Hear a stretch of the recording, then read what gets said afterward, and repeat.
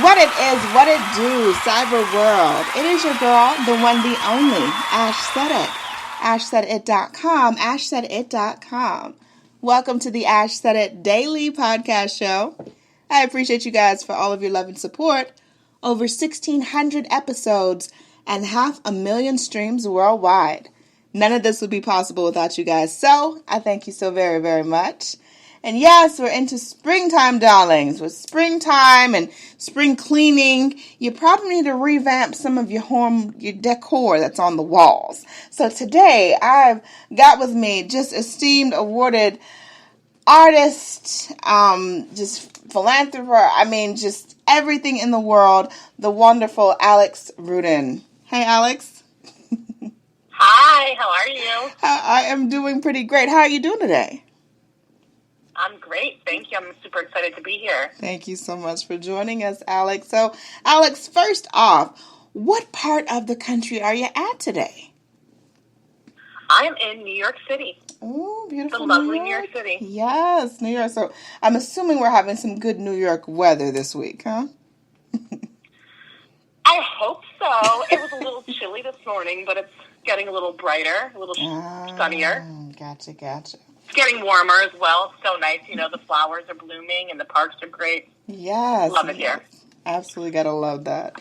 All right, Alex. So to get things started, I first want to say that I absolutely love your artwork. It is beautiful. It invokes an emotion when you see it. May even pull from a memory. And it's very, very powerful. So kudos to you. Thank you. And your artwork. Thanks so much. But to start things off, yeah. But to start things off, when did you realize that you wanted to be an artist? Well, it's kind of always been something that was for me. You know, I kind of always say to people, you know, the arts are for you if it's the only thing that you can do, right? Not in terms of ability, but in terms of self-fulfillment.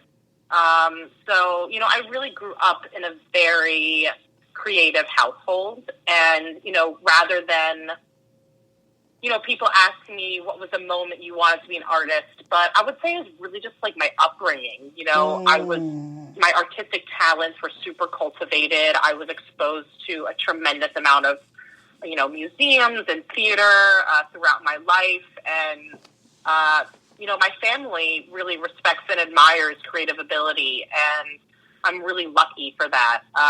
You know, I have creative geniuses, like, as I would say, you know, peppered throughout my family, and because of that, I think that it was a comfortable choice for me to make. Right. Not an easy one. It's not an easy path, but it was something that I felt I would be supported in, and that it was legitimate, right? Right. Absolutely. Yeah. And a lot of your artwork can a lot of times now be viewed as kind of political or talking about social issues and things of that nature. So how do you deal with people that don't necessarily like your artwork?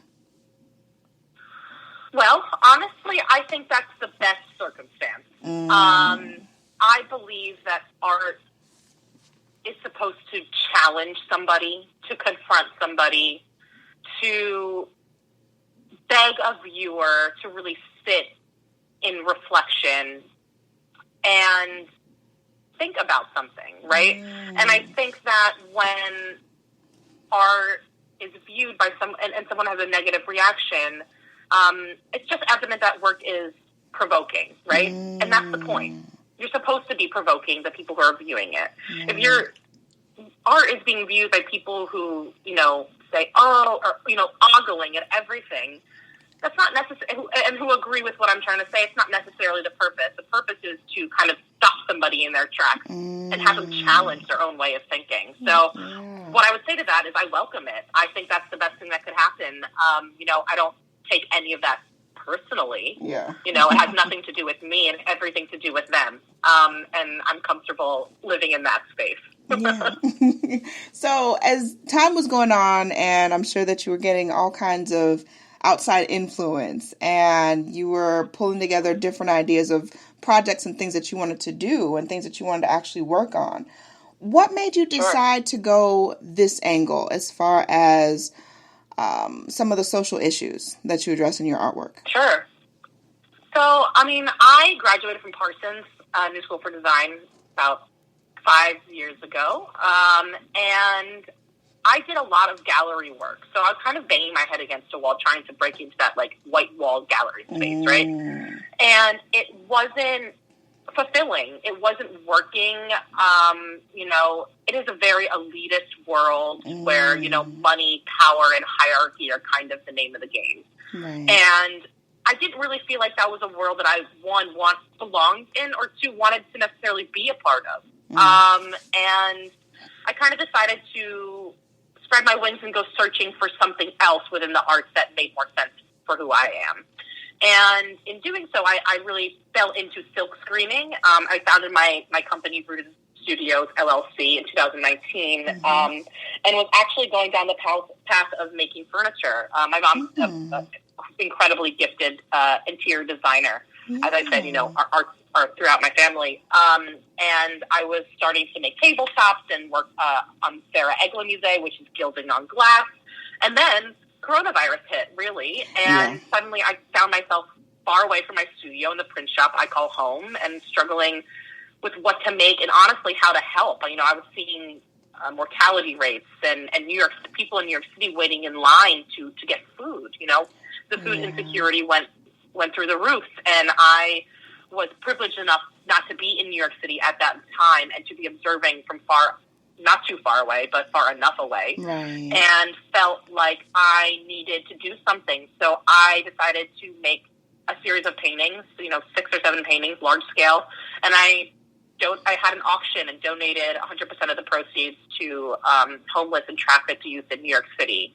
And in doing so, I kind of really noticed that and learned that art is an incredible mode of philanthropy, and it's kind of an out-of-the-box way of trying to galvanize action or spread awareness about certain issues. And there are so many ways to do that, and that kind of informed my path as we are on now.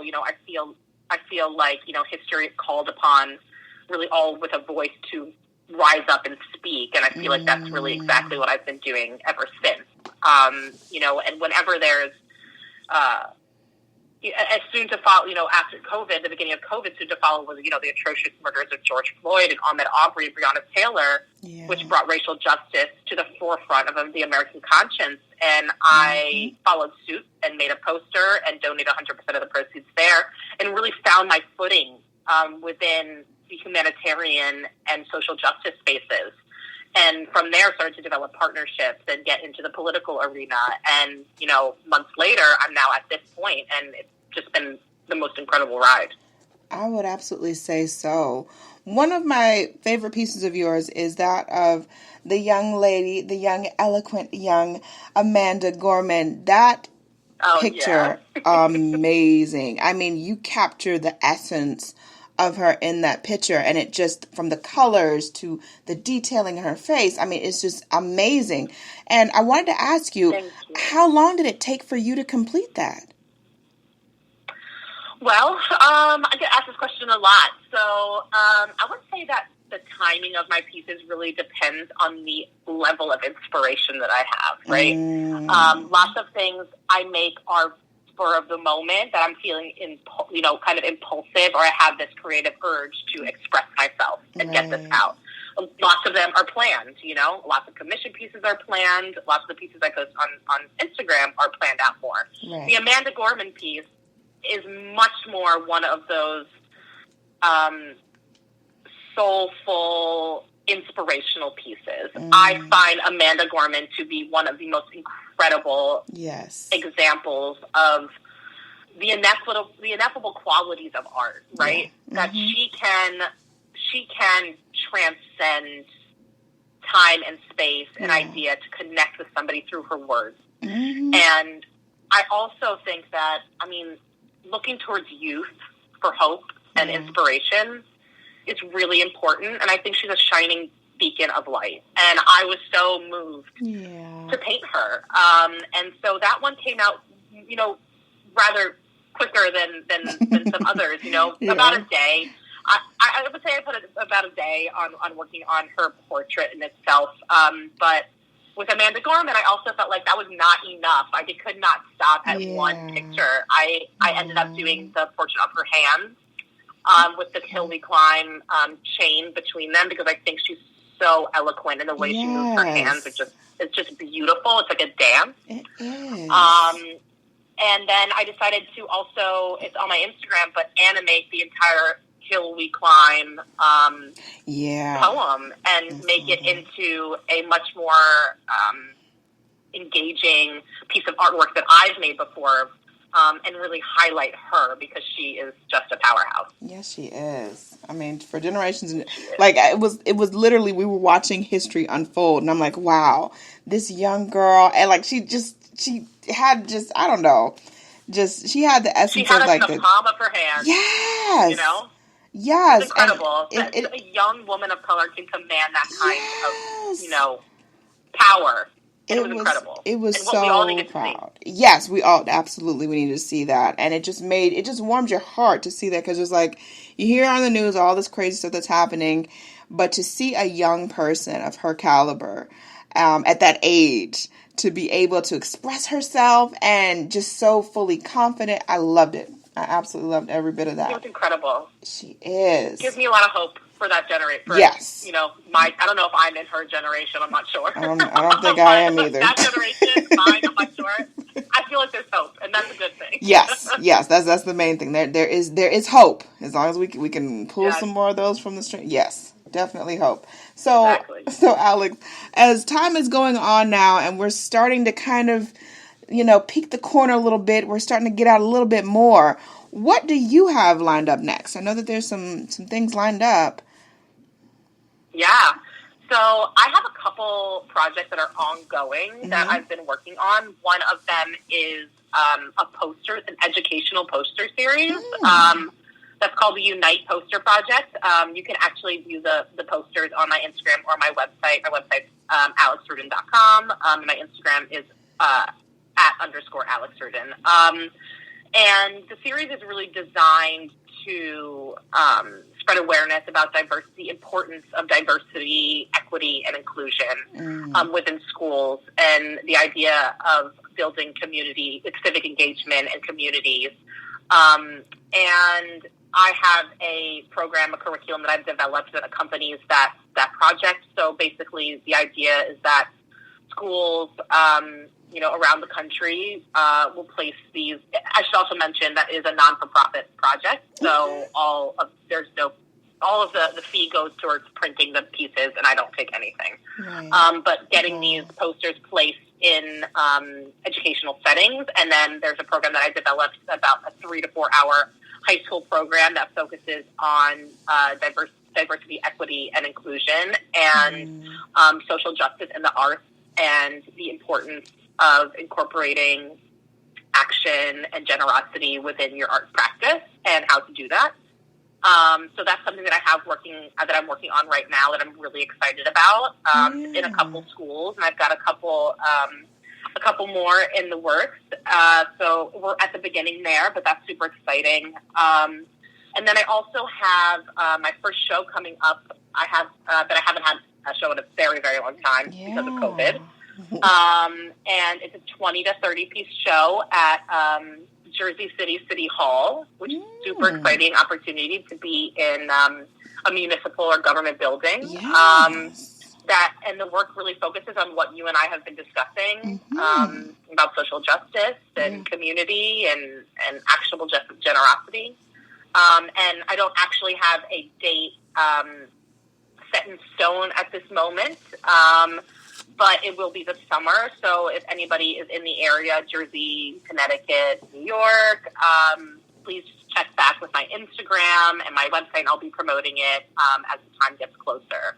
And I would love to see all of your faces there. Yes, absolutely. Well, we will be tuned, Alex. All right, so we're gonna be tuned to follow you on social, all that good stuff.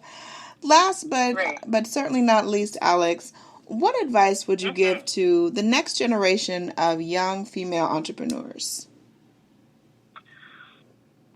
I would tell you to just trust yourself. Be your biggest motivator, be your biggest supporter, because everything that makes you you, that may be something that you're insecure about, is exactly why you're unique and why you're special and why someone would want to work with you. Right. And I think that individuality that we all possess is just the most powerful and most beautiful thing about us. And that will take us incredibly far. I love it. Alex, thank you so much for joining us today. We appreciate you. Let everyone know again how they can get more information on you and how they can follow you on social media. For sure. So my personal Instagram is @_Alex Rudin. And my shop website is rudinstudios.com if you're looking for prints of maybe Amanda Gorman or somebody else. I've got a lot of feminist-focused prints on there and social justice activism posters as well.